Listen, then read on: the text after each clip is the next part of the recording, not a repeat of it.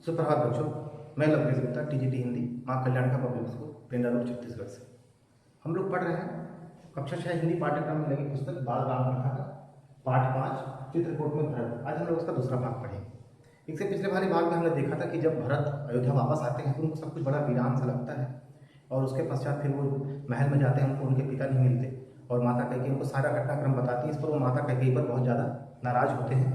फिर वो कौशल्या के पास जाते हैं, कौशल्या से रोते हुए गले मिलते हैं और फिर उनको सारी बात बताते हैं कि माता इसमें मेरा कोई दोष नहीं है, ठीक है, हम तो भगवान राम को वापस लाएंगे और यहाँ उनको ला करके फिर से गद्दी में बिठाएंगे, यहाँ के राजा वही रहेंगे।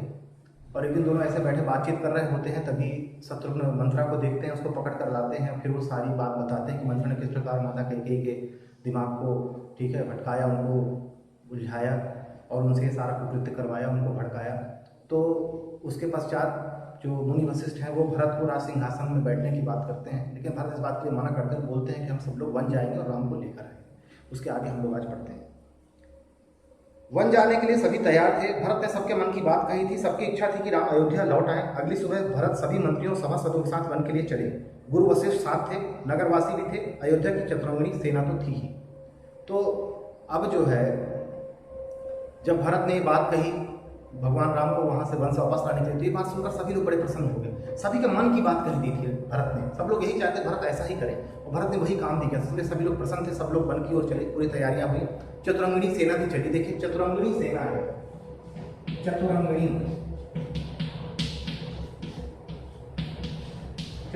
सेना चली। चतुरंगिणी सेना होती है, उसमें 4 भाग होते हैं, तो चतुरंगिणी सेना उसमें रथ होते हैं, उसमें हाथी होते हैं, उसमें घोड़े होते हैं और पैदल सेना।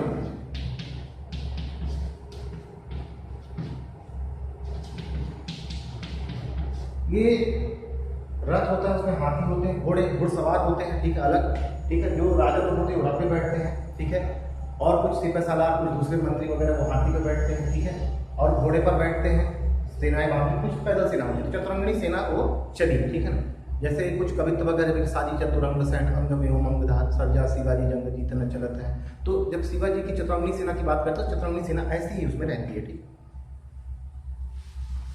तो ये चतुरंगिणी सेना को लेकर के भरत जो है वो सीधे वन को जाते हैं भगवान राम को लाने के लिए। राम तब तक गंगा पार कर चित्रकूट पहुंच गए थे। अब राम वहां से निकलकर चित्रकूट पहुंच गए थे गंगा को पार करके, क्योंकि उनको आगे जाना था। वहां एक आश्रम था महर्षि भरद्वाज का, गंगा यमुना के संगम पर। गंगा, देखिए एक और नदी यहाँ पर आ रही है, यमुना की बात। अभी तक हमने बात की थी तमसा नदी की, सरयू नदी की तो हमने बात पहले की थी। जब भरत जो है, राम जो है जा रहे थे जनकपुर, तब हमने बात की थी सरयू नदी की। अब जब वो वन का मन जा रहे थे, हमने तमसा नदी की बात की। तमसा नदी के बाद हमने गोमती की बात की, हमने सई नदी की बात की, गंगा की बात की। अब यहाँ पर एक आ रही है यमुना नदी, ठीक है। तो गंगा यमुना का जो तट है, गंगा यमुना का जो संगम है, ठीक है ना, इसके संगम पर वो पहुंच गए थे। वहां पर एक आश्रम था, वहीं पर वो रुके महर्षि भरद्वाज का। अब ये जो गंगा यमुना का संगम है, यहां पर एक आश्रम है। किसका आश्रम है? भरद्वाज, मुनि भरद्वाज का आश्रम है।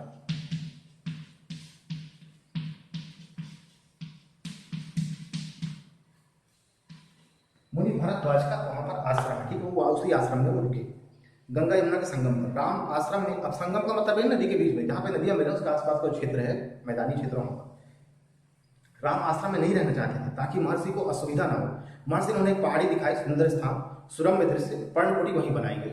उसके बाद जो भरद्वाज जी हैं उन्होंने राम को कहा, ठीक है, अगर आप आश्रम में नहीं रुकना चाहते तो वहां से एक सुंदर पहाड़ी उन्होंने दिखाई, ठीक है, आप वहाँ उस पहाड़ी पर चले जाइए, बड़ा ही सुरम्य है, ठीक है, रमणीय दृश्य, बड़ा ही सुंदर दृश्य, आप वहाँ जाइए और वहाँ पर अपनी कुटिया बनाइए। भरत को सूचना मिल गई थी, उन्होंने पर्णकुटी वहीं बनाई। फिर वहाँ जाकर वो उन्होंने अपनी कुटिया वहीं बनाई।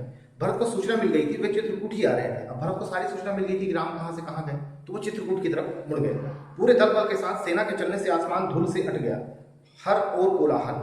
वे श्रृंगवेर पहुंचे। निषाद राजगुरु को सेना देखकर कुछ संदेह हुआ, कहीं राजमार्ग में आकर भरत राम पर आक्रमण करने तो नहीं जा रहे हैं।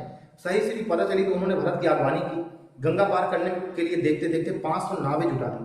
अब जब भरत वहां से चले तो पूरी सेना के साथ चले, क्योंकि उनके साथ सभी लोग हैं, पूरे नगर के लोग हैं, उनकी माताएं हैं, और मंत्रीगण हैं, मुनि वशिष्ठ भी हैं। तो इतनी बड़ी सेना, जब सेना चलेगी इतनी सारी, तो धूल तोड़ेगी, बहुत सारा कोलाहल, ठीक है, बहुत ध्वनि हो रही है। तो जब वो चित्रकूट से आगे बढ़े, ठीक है, तो जो निषाद राज गोहे हैं उनको लगा कि अरे इतनी सारी सेना की आवाज़ आ रही कहीं को, तो उन्होंने पता किया, उनको लगा कि भारत आ रहे हैं। तो उनको लगा कहीं ऐसा तो नहीं कि भारत जो है राजमद में राजा बन गए हैं, उसके घमंड में, राज मतलब कि राज्य का घमंड, ठीक है, राजमद एक शब्द है, राज्य का घमंड इसको बोलते हैं, शासन का घमंड।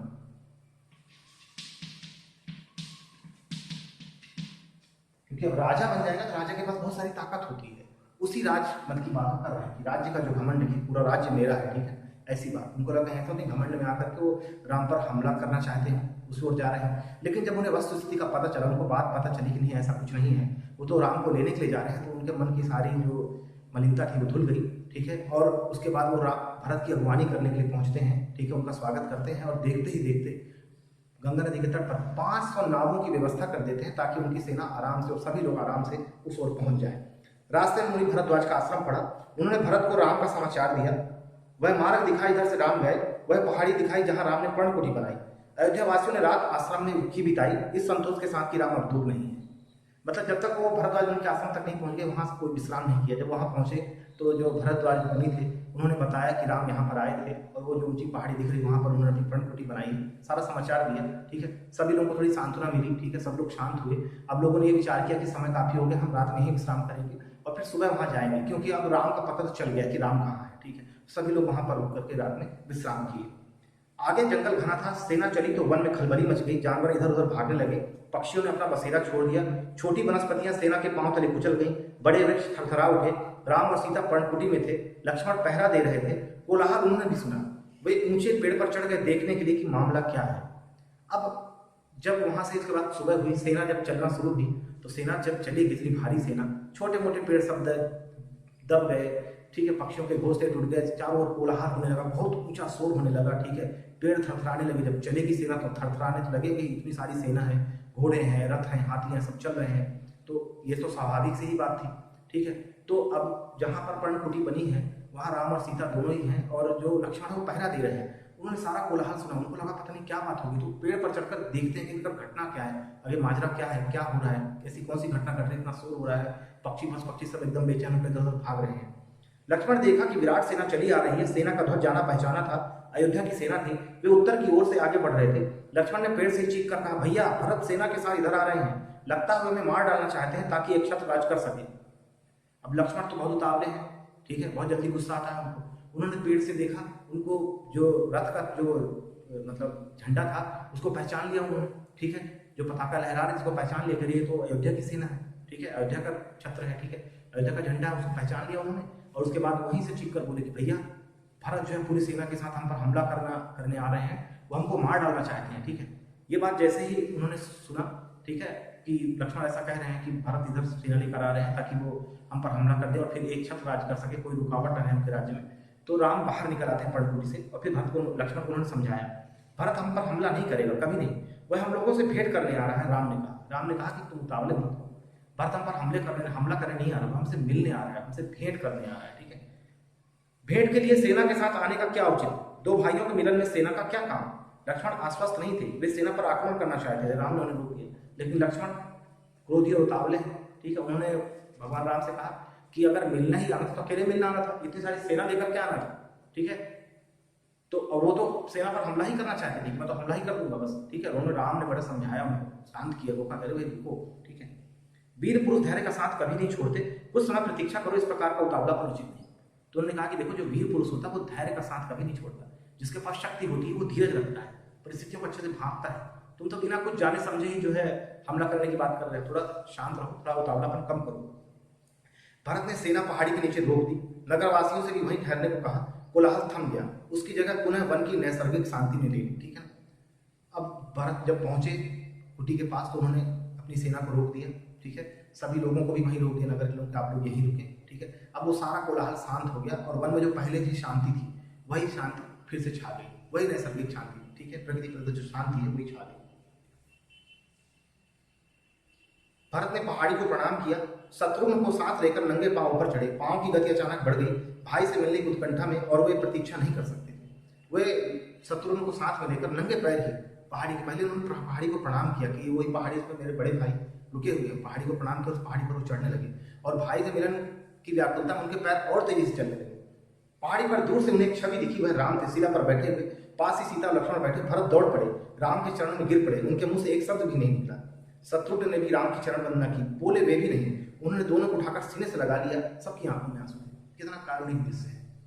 शायद ही आज के युग में ऐसा कभी होता होगा, मतलब कि कोई भाई पश्चाताप की तो बात ही छोड़ी कि दो भाई इतने प्यार से दूसरे से गले मिलते हैं। ठीक है, भरत ने जैसे ही दूर से देखा, उनको एक छवि दिखाई दी और राम की छवि शिला पर बैठे हुए थे, एक तरफ सीता और दूसरी तरफ लक्ष्मण बैठे थे। वहां से दौड़ पड़े भरत और जाकर सीधे भैया के चरणों को पकड़ लिया, राम के चरणों को, और बिलख बिलख कर रोने लगे। ठीक है, और शत्रुघ्न भी पीछे चढ़े, पीछे उनके आए और उन्होंने भी राम की चरण वंदना की, भाई लक्ष्मण के पैर छुए। राम ने दोनों भाइयों को गले से लगा लिया। ठीक है, सबकी आंखों में आंसू थे। इतना कारुणिक दृश्य था, पढ़ते पढ़ते मेरा मन भावुक हो रहा है। तो ये तो किसी की आंखों में भी आंसू आ सकते हैं। भरत साहस नहीं जुटा पा रहे थे बड़े भाई को यह सूचना देने का कि पिता दशरथ नहीं रहे। यह दुखद समाचार है। ठीक है, कैसे इस बात को कहें, वो शब्द नहीं जुटा पा रहे थे, कैसे भैया से मैं ये बात कहूँ कि पिताजी अब नहीं रहे। बहुत कठिनाई से उन्होंने कहा, पिता दशरथ नहीं रहे, आपके आने के छठे दिन दुख में प्राण त्याग दिए, राम सन्न रह गए, शोक में डूब गए। बड़े मुश्किल से उन्होंने कहा कि पिता दशरथ नहीं रहे, आपके आने के छठे दिन बाद उन्होंने प्राण त्याग दिए। सुनते ही राम शोक में डूब गए, सन्न हो गए, अवाक रह गए, सब कुछ सुनसान सा हो गया उनके लिए। ठीक है, पिता की बहुत बड़ी भूमिका होती है। आप पिता से कभी ना मिलेंगे, दूर रहें, लेकिन पिता का होना अपने आप, हमारे पिता बूढ़े हो जाते हैं, हम लोग बड़े हो जाते हैं, हमारा अपना परिवार हो जाता है, हम अपने बच्चों के साथ खुश रहते हैं, लेकिन पिता का होना अपने आप में बहुत बड़ी बात होती है। ठीक है, एक बहुत बड़ा साया होता है बुजुर्गों का, माता पिता रहते हैं। ठीक है, तो कितना अच्छा लगता है, जिनके दादा दादी होते हैं लोग समझते हैं कि उनका होना ना होना उसका कैसा असर होता है, इस चीज़ों को समझिए। तो राम को पता चला कि भरत के साथ केवल सेना नहीं आई, नगरवासी आए हैं, गुरुजन है, माता है कैकेयी भी। राम लक्ष्मण पहाड़ी से उतरकर उनसे भेंट करने आए, सबसे स्नेह से मिले। सीता को तपस्वी के वेश में देखकर माताएं दुखी हुई। राम ने कैकेयी को प्रणाम किया सहज भाव से, कैकेयी मन ही मन पछता रही। अब जब राम को पता चला कि भरत अकेले नहीं आए, पूरे नगरवासी लोग आए हैं, माताएं भी आई हैं, गुरुजन भी आए हैं, तो फिर वो पहाड़ी से नीचे उतरे, जाकर गुरुजन और माताओं से मिले, सबको प्रणाम किया। और कैकेयी से भी, माता कैकेयी से भी वो सहज भाव से मिले, उसी भाव से मिले जिस भाव से उन्होंने अपनी माता को प्रणाम किया, अपनी माता से वो मिले, उसी भाव से मिले। अब जो कैकेयी वो मन ही मन पछता रही थी कि मैंने क्या कर दिया, मैंने ऐसा तो नहीं सोचा था कि ऐसी घटना घटेगी, लेकिन हाँ सब कुछ उल्टा ही हो गया। आगे देखिए, अगले दिन भरत ने राज ग्रहण का आग्रह किया राम से। अगले दिन भरत ने राम से कहा कि भैया अब आप अयोध्या चलिए और वहां का राज्य ग्रहण कीजिए। समझाया, विनती की कि अयोध्या लौट चले। राम इसके लिए तैयार नहीं हुए। पिता की आज्ञा का पालन अनिवार्य है, पिता की मृत्यु के बाद मैं उनका वचन नहीं तोड़ सकता।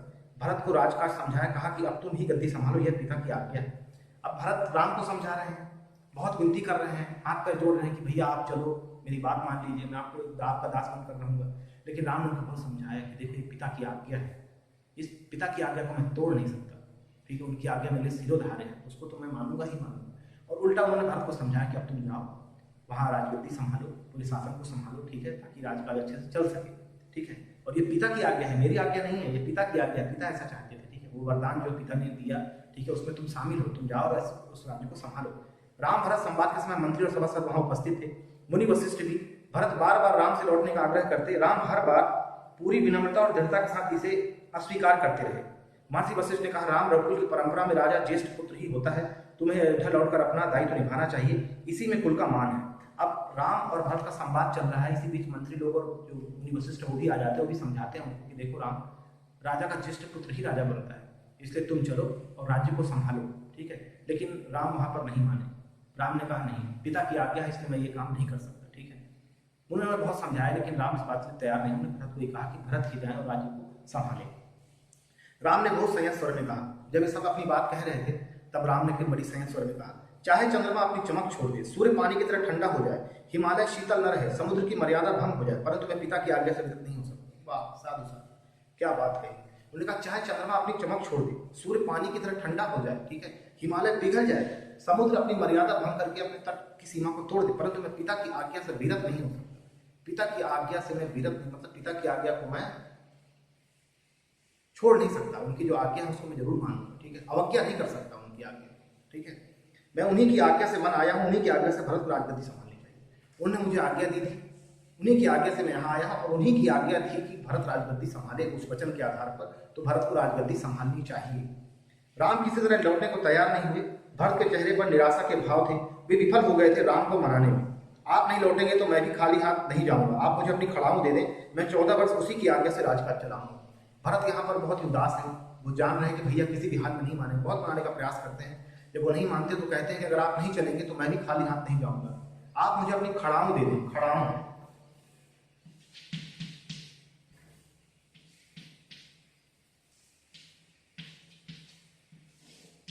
खड़ाऊ जो है लकड़ी की चप्पल होती है, इसको खड़ाऊ बोलते हैं। लकड़ी की पादुका जो होती है, पादुका का मतलब चप्पल है, चरण पादुका। तो वो कहते हैं कि आप अपनी पादुका दे दीजिए, चरण पादुका जो आपकी खड़ाऊ है, उसी को लेकर मैं राजगद्दी संभालूंगा, मतलब कि उसको मैं राजगद्दी पर रख दूंगा और उसी शासन चलाऊंगा।